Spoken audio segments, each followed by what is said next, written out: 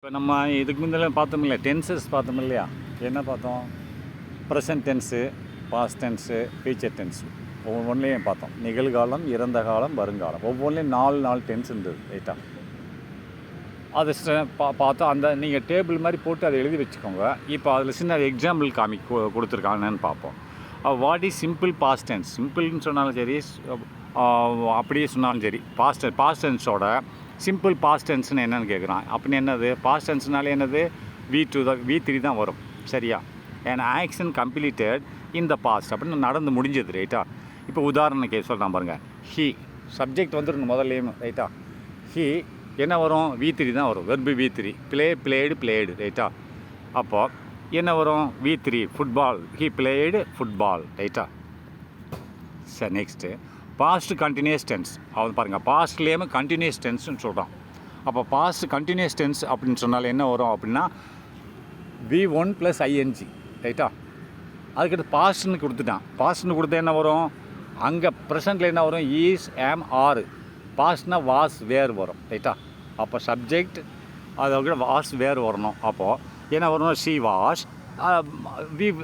ரீடுன்னு என்னது? படிக்கிறது. ரீடு. அதுக்கடுத்து அதோட ING தான் ரைட்டா. ING சேர்த்துக்கணும். அப்போ ரீடிங் ஏ புக். அப்போ நெக்ஸ்ட் என்ன? Past perfect tense. Past perfect டென்ஸுன்றான். பாஸ்ட்லேயுமே முடிஞ்சது. சரியா? அப்படின்னு இதில் என்ன சொல்லுவான்? V3 தானே வரும் இதில். அப்போ ஹி ஹேட் ஃபினிஷ்டு. ஃபினிஷ்னா ஃபினிஷ்டு ரைட்டா. V3. ஹி ஹேடு வரும். வரும்னா ஹேவ், ஹேஸ் அதில் வரும் ப்ரெசண்ட்டில். இதில் ஹேடு வரும். Had past perfect tense. பாஸ்ட்னா முடிஞ்சிடுச்சு. ஹேடு ஃபினிஷ்டு ஹிஸ் ஒர்க் ரைட்டா. அப்போ வாட் இஸ், இதெல்லாம் நீங்கள் ட்ரை பண்ணி பார்க்கணும். What is past perfect continuous tense? கண்டினியூஸ்ன்றான். அப்போ ING தான் சேர்க்கணும் V1 கூட ரைட்டா. அது கண்டினியூஸ் ப்ளஸ் ஹேட். அது என்ன போட்டிருக்கான்னு பாருங்களேன். என்ன போட்டிருக்கான் அப்படின்னா ஹே ஹேட் பீன் போடணும். கண்டினியூஸ்னாலே பீன் வந்துடணும் ரைட்டா. பீன் ஒர்க்கிங் ING போட்டு ஃபார் 2 இயர்ஸ் 2 ஹவர்ஸ் என்ன வேணாலும் போட்டுக்கோங்க ரைட்டா. அப்போ next what is simple future tense? சாதாரண ஃபியூச்சர் டென்ஸ் வில் வரும். சரியா? அது என்ன வருது? I will go. முடிஞ்சுதா? I will go to home அல்லது ஸ்கூல் எல்லாம் ஒன்று தான். அப்போ ஃபியூச்சர் கண்டினியூஸ் டென்ஸுன்றான். கண்டினியூஸ் டென்ஸ் அப்படின்னா ING சேர்த்துக்கணும். சரியா? அப்போ என்ன போட்டிருக்கான் பாருங்கள். She will be studying tomorrow அப்படின்றான். வில் போட்டு அந்த பி சேர்த்துட்டு கண்டினியூஸில் ING சேர்த்துக்கணும். சரியா? கண்டினியூஸ்னு வரும்போது. அப்போ ஃபியூச்சர் பெர்ஃபெக்ட் டென்ஸ். ஃபியூச்சர்லேயுமே முடிந்தது சொல்கிறான். அது நடக்க போகிறதுலேயே முடிய போகுது. பெர்ஃபெக்ட் முடிவடைந்தது சொல்ல போகிறான். எப்படின்னா அது என்ன போட்டிருக்கான்னு பாருங்களேன். I will have completed my work அப்படின்றான். ஐவின்னு வந்து ஹேவ் வரணும். ஹீன்னு வந்து ஹேஸ் வரணும். அப்போ ஐ வில் வந்தாகணும். அதுக்கடுத்து இது இடத்த பொறுத்து ஹேவ் போட்டுக்கணும். ஹீன்னா ஹேஸ்ன்னு போடணும். அப்போ கம்ப்ளீட்டட் என்னது? பெர்ஃபெக்ட் என்னது? V3 completed. அப்போ what is future perfect continuous tense? Perfect கண்டினியூஸ்னால ING தான் போடணும். சரியா? அப்போது என்ன போட்டிருக்கான் பாருங்கள். He will have. அதை ஃபியூச்சர் கண்டினியூஸில் பீன் போடணும். ஃபியூச்சர் கண்டினியூஸில் போட்டு ING V1ல். அப்போ ஒர்க்கிங் ஃபார் 5 ஹவர்ஸ். இதுதான் நீங்கள் அதில் ட்ரையல் பார்த்துக்கோ. அந்த ஃபார்முலாவை வச்சு நீங்கள் போட்டுக்கோங்க. சரியா? அப்போ what is an article? Article என்றால் என்ன அப்படின்றான். ஆர்டிக்கிள்ன்றது மொத்தம் 3 தான் இருக்குது. A and B sum. 4 சம்மும் வரும் சில நேரங்களில் ஆர்டிக்கிளில் ரைட்டா. ஆர்டிக்கிளில் வந்து அதாவது பெயர் சொல்லுக்கு முன்னாடி வரக்கூடிய ஒரு சொல் ரைட்டா. ஏற்கனவே நம்ம பார்த்துருக்கோம். என்ன பார்த்துருக்கோம்? ப்ரீபோசிஷனை பார்த்தோம். அதுவும் ஒரு பெயர் சொல்லுக்கு முன்னாடி தான் வருகிறது ரைட்டா. அது வந்து ப்ரீபோசிஷன். இது வந்து ஆர்டிக்கிள்னால் A and B சம் 4 வரும். இப்போ எங்கே போடணும் அப்படின்னா கன்சோனன்ட் சவுண்டு. இப்போ ஆல்பபெட்டிக்கல் எத்தனை? 26 லெட்டர் இருக்குது ரைட்டா. 26ல் வவ்வல்ஸ் எத்தனை இருக்குது? AEIOU 5 போச்சா?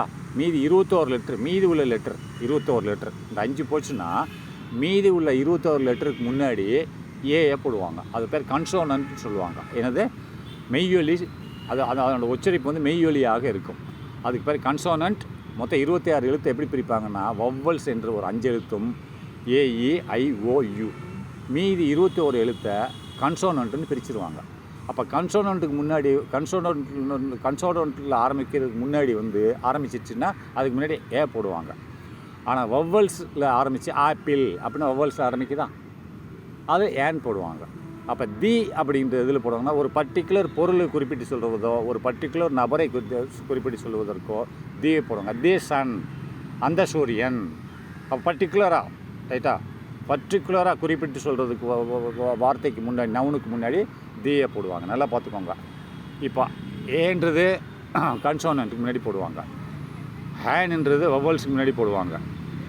அதேமாரி தீன்றது பர்டிகுலர் ஒரு பொருளையோ இல்லை ஒரு நபரையோ குறிப்பிட்டு சொல்கிறதுக்கு முன்னாடி தேன்னு போடுவாங்க. சரியா, சில நேரங்களில் வரும், அது கொடுக்கல, அதையும் எழுதி வச்சுக்கோங்க. ரைட்டா, an article is a word placed before a noun. ஒரு நவுனுக்கு முன்னாடி தான் போடுவாங்க. சரியா, அதே மாதிரி ப்ரிப்போசிஷன் அப்படி தான். சரி, நெக்ஸ்ட்டு எக்ஸாம்பிள் என்ன சொல்லியிருக்கான், ஏ அண்ட் தி, இந்த 3 தான் சொல்லியிருக்கான். இப்போது name of the article answer a and the அப்படின்றான். 3 இது இருக்குது. ரைட்டா, where when to we use a நம்ம எங்கே போடுவோம் அப்படின்னு கேட்குறான்.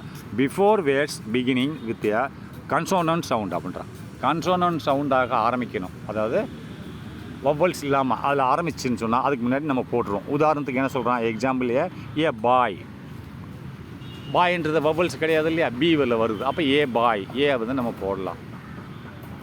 ரைட்டா, ஏ புக்கு அப்படின்னு போடலாம். சரியா, அப்போ நெக்ஸ்ட்டு இப்போ ஏன் எங்கே போடுவோம் அப்படின்னு பார்த்தா கன்சோனன்ட் இது வவ்வல்ஸுக்கு முன்னாடி போடுவோம். A and AEIOU. அதில் அப்போ என்ன இருக்குது, 5ல் எதாவது ஒன்று ஆப்பிள், ஆப்பிள்ன்ற ஏல ஆரம்பிச்சிருக்கா. அப்போ வவ்வல்ஸு எங்கெங்கே ஆரம்பிச்சிருக்கோ அதுக்கு முன்னாடி ஏன் போடுவாங்க. அப்போ தி எங்கே போடணும் அப்படின்னா ஒரு பர்டிகுலர் பொருளையோ ஒரு பர்டிகுலர் நபரையோ குறிப்பிட்டு சொல்வதற்கு முன்பே போடுவாங்க. எங்கே போட்டிருக்கான் அப்படின்னா தே சன் அந்த சூரியன் என்று போடலாம். தே பாய் அந்த பையன். சரியா,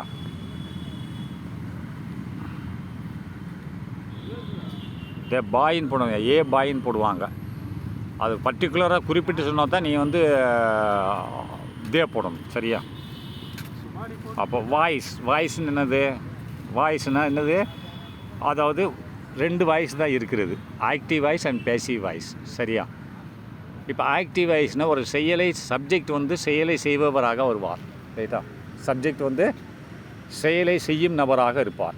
பேசிவ் வாய்ஸ்னால் அந்த செயல் பெறுபவராக இருப்பார். இது ஆக்டிவ் வாய்ஸ் செயலை செய்பவர், இது சப்ஜெக்ட். ஆனால் பேசிவ் வாய்ஸ் வந்து ஒரு செயல் செய்யப்படுகிறது, அதனோட பலனை பெறுபவராக இருப்பார். இது சப்ஜெக்ட். புரியுதா, ஆப்ஜெக்ட் சப்ஜெக்டாக மாறிடும், சப்ஜெக்ட் ஆப்ஜெக்டாக மாறிடும். எங்கே, பேசிவ் வாய்ஸில். நல்லா பார்த்துக்கோங்க. ஆக்டிவ் வாய்ஸ்ன்றது சப்ஜெக்ட் செயலை செய்யும்.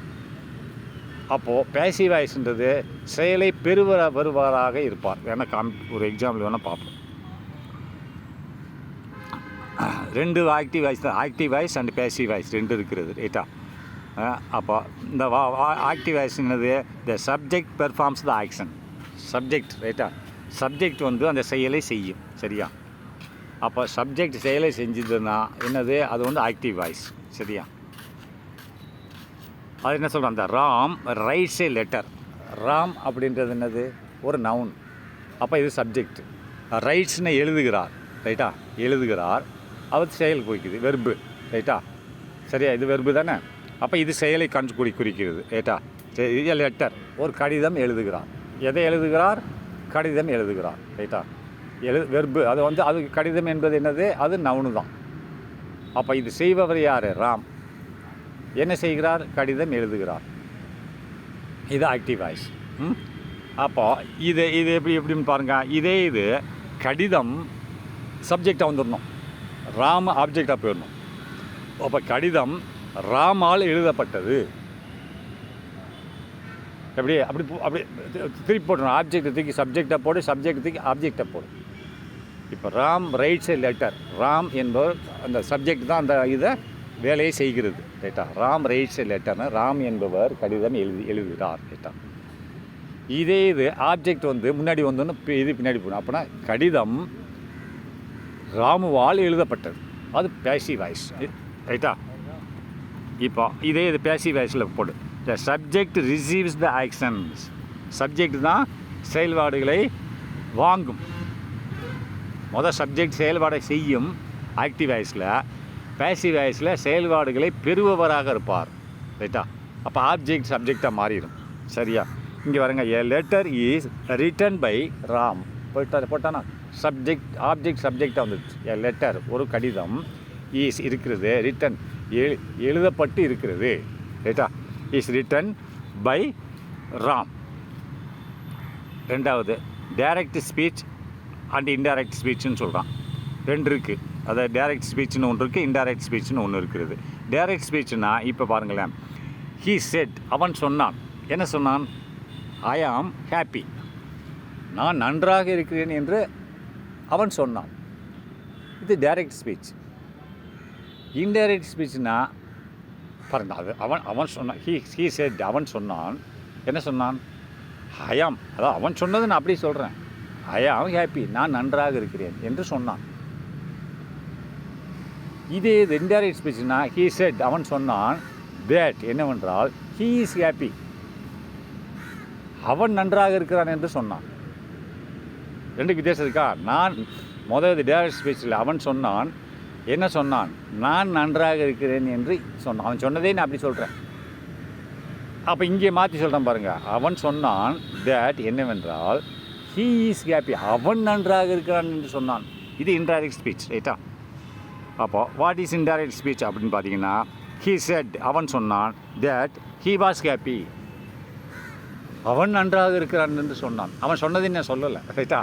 அவன் சொன்னதை சொல்கிறதா இருந்தால் டைரக்ட் ஸ்பீச்.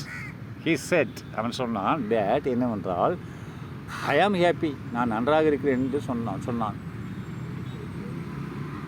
இங்கே அவன் சொன்னதை நான் அப்படிமா அவன் சொன்னான் அவன் நன்றாக இருக்கிறான் என்று சொன்னான். ரைட்டா? இது இன்டைரக்ட் ஸ்பீச். ரைட்டா? இது வாட் இஸ் சினானிம். இதை எழுதிக்கோங்க. டைரக்ட் ஸ்பீச்னு என்ன, இன்டைரக்ட் ஸ்பீச்னு என்ன, அது கேட்பாங்க. இதை வச்சு மாடலை போட்டு பாருங்கள். What is சினானிமிஸ். சினானிமிஸ் என்னது? ஒரே ரெண்டு இங்கிலீஷ் வார்த்தையாக இருக்கும், ஆனால் ஒரே மீனிங்காக இருக்கும். ஏறக்குறைய ஒரே மீனிங்காக இருக்கும். ஆன்டனிமஸ்னால் எதிர்ப்பதமாக இருக்கும். ரைட்டா? இப்போ பிக்கு அப்படின்னு பெருசு, லார்ஜ்னாலும் பெருசு தான், ஒரே மீனிங். இதே இது ஆன்டனிமஸ்னால் பிக்கு, ஸ்மால், எதிர்ப்பதமாக இருக்கும். ரைட்டா? இப்போ ரெண்டுமே ஒரே மீனிங்கை கொடுக்குது அப்படின்னா அது வந்து சினானிமஸ். ரெண்டுமே எதிர் மீனிங்கை கொடுத்தா அது ஆன்டனிமஸ். ரைட்டா? சினானிமஸ்னால் ஒரே இதாக போகிறோம். பிக்கு அதுக்கு ஒரே இதை கொடு, லார்ஜ் பெரியது. அதாவது ஆன்டனிமஸ்னு என்னது? ஹாட் அப்படின்னது கோல்டு, அதுக்கு எதிர்ப்பதமாக இருக்கும். ஆன்டனிமஸ் கோல்டு, குளிர்ச்சி. அப்போ ஹோமோஃபோன் என்னதுன்னு பார்த்தீங்கன்னா, இது கேட்பாங்க. மொத்தம் 3 இருக்குது. ஹோமோஃபோன், ஹோமோனியம் அண்டு ஹோமோகிராஃப் 3 இருக்கிறது. இப்போ ஹோமோஃபோன் என்னென்னு பாருங்கள். ஹோமோஃபோன்னு உதாரணத்தை எழுதி வச்சுக்கோங்க. இதை சன் ரெண்டுக்குமே ப்ரொனன்சியேஷன் ஒரே மாதிரியாக இருக்கும், ஆனால் ஸ்பெல்லிங் மாறி இருக்கா? இப்போ சன் சூரியன், சரியா? அப்போ சன் என் மகன், ரெண்டுமே ஒரே ப்ரொனன்சியேஷன். சன் SUN ஸ்பெல்லிங் மாதிரி இருக்கா, ஆனால் ப்ரொனன்சியேஷன் ஒன்றா இருக்கும். பொருளும் மாறி இருக்கும், ப்ரொனன்சியேஷன் மட்டும்தான் ஒன்றா இருக்கும். ரைட்டா? ஆனால் பொருள் மாறி இருக்கும். ரைட்டா? என்னது? சன் அப்படின்னா இது சன்னு தான். நல்லா பார்த்துங்க. ப்ரொனன்சியேஷன் உச்சரிப்பு ஒரே மாதிரியாக இருக்கும், ஆனால் பொருள் வெவ்வேறாக இருக்கும். அப்படி இருந்துச்சுன்னு சொன்னால் என்னது? அது வந்து ஹோமோஃபோன். இதே மாதிரியே இன்னொன்று சொல்கிறேன் கேளுங்க. பேட் நல்லா பாருங்கள், எழுதிக்கோங்க. பேட், BAT, பேட்னா கிரிக்கெட் பேட். இன்னொரு பேட் வவ்வால், இது வவ்வால். இதுக்கு ரெண்டுமே ஒன்று, ரெண்டுமே எழுத்து மாறல, ஒரே எழுத்தாக தான் இருக்குது. இதுவும் ஒன்று போல். அங்கே என்ன சன் ப்ரொனன்சியேஷன் தான் ஒன்று போல் இருக்குது. இங்கே ப்ரொனன்சியேஷனும் ஒரே இது மாதிரி தான் இருக்குது, எழுத்தும் ஒரே மாதிரியாக இருக்குது. இந்த ரெண்டுமே அதில் ஒன்று தான். என்னது? ப்ரொனன்சியேஷன் மட்டும் மாறி இருக்குது, ஒன்றா இருக்குது. மீதி எல்லாம் மாறிடுச்சு. பொருள் மாறிடுச்சா? எழுத்து மாறிடுச்சா? ப்ரொனன்சியேஷன் மட்டும் ஒன்றா இருக்குது, எழுத்து மாறி இருக்கா? சன் மீனிங்கும் மாறிடுச்சா? அப்போ இங்கே ரெண்டு ஒன்றா இருக்கும், எழுத்தும் ஒரே மாதிரியாக இருக்கும், ப்ரொனன்சியேஷனும் ஒரே மாதிரியாக இருக்கும், ஆனால் பொருள் மாறி இருக்கும். அப்படி இருந்தால் இதுக்கு பேர் என்னது? ஹோமோனியம் சொல்லுவாங்க. எழுதி வச்சுக்கோங்க. ஹோமோ அதே ஹோமோ வரும். அதுக்கடுத்து NYM போட்டுக்கோங்க. அது ஹோமோஃபோன் போட்டோம்ல, ஹோமோக்கு அடுத்து ஃபோன், அந்த ஃபோனை எடுத்துகிட்டு NYM இப்படி இருந்ததுன்னா இதில் ரெண்டுமே ஒரே மாதிரியாக இருக்கும். எழுத்தும் ஒரே மாதிரியாக இருக்கும், ப்ரொனன்சியேஷனும் ஒரே மாதிரி இருக்கும், பொருள் மட்டும் மாறி இருக்கும். அதில் ப்ரொனன்சியேஷன் மட்டும் ஒன்று போல் இருக்கும், எழுத்து மாறி இருக்கும், ஆனால் பொருளும் மாறி இருக்கும். ரைட்டா? இப்படி இருந்தது தான் இது. இது இன்னொன்று இருக்குது, ஹோமோகிராஃப்னு ஒன்று இருக்குது. அது என்ன தெரியுமா? ஹோமோகிராஃப்னா ஹோமோக்கு அடுத்து கிராஃப், GRAPHன்னு போட்டுக்கும். அது என்னென்னா, இப்போ லெட்டு LED அடுத்து LEAD ரெண்டுமே எழுத்து கரெக்டாக தான் இருக்குது, ப்ரொனன்சியேஷனும் ஒரே மாதிரியாக தான் இருக்குது.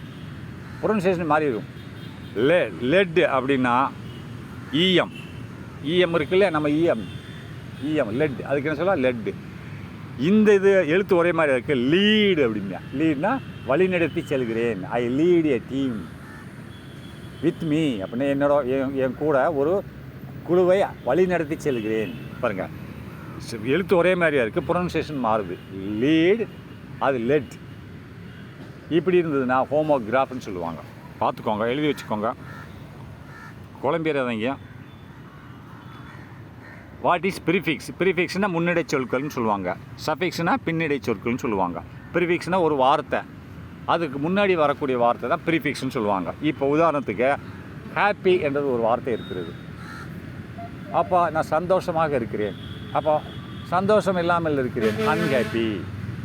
அது முன்னிடை சொற்கள். என்றது என்னது? முன்னிடை சொற்கள். சரியா? அப்போ அதாவது அன்ஹாப்பின்பா.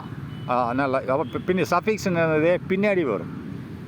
பின்னாடி வர்றதுக்கு பேர் என்னது? சஃபிக்ஸ்ன்பான். இப்போ கைண்ட்னா அன்பாக இருக்கிறேன், அப்போ கைண்ட்னஸ். அப்போ அதுவும் கைண்ட்னஸ், அதாவது அன்பாகத்தான் இருக்கிறேன். கைண்ட்னா அன்பு, கைண்ட்னஸ்னு அன்பாக இருக்கிறது. ரைட்டா? இது பின்னடை சொற்கள். புரியுதா? அப்போ காம்பவுண்டு வேர்டுனா 2 வார்த்தைகள் சேர்ந்து ஒரு வார்த்தையை கொடுக்குறது. 2 வார்த்தைகள் இணைந்து, தனித்தனியாக இணைந்து ஒரு வார்த்தையை கொடுக்கும். இப்போ பிளாக் அப்படின்னா கருப்பு, போர்டுனா எழுதும் பலகை. சரியா? தனித்தனியாக போடுங்க. பிளாக்னா கருப்பு, இது ஒரு மீனிங் கொடுக்கும். போர்டுனா எழுதுகிற பலகை, நம்ம ஆசிரியர்கள் பாடம் நடத்துகிறாங்களா, எழுதுகிறாங்களா அந்த பலகை. இப்போ ரெண்டையும் இணைங்க, வேறு அர்த்தத்தை கொடுக்கும். பிளாக் போர்டு, கருப்பு பலகை. பிளாக் தனி, கருப்பு தனியாக வச்சுருந்தேன்னா. போர்டுனா பலகை, ரெண்டையும் இணைச்சானது கருப்பு பலகை. வருதா? 2 இணைக்கிற வேர்டு காம்பவுண்ட் வேர்ட்ஸ்.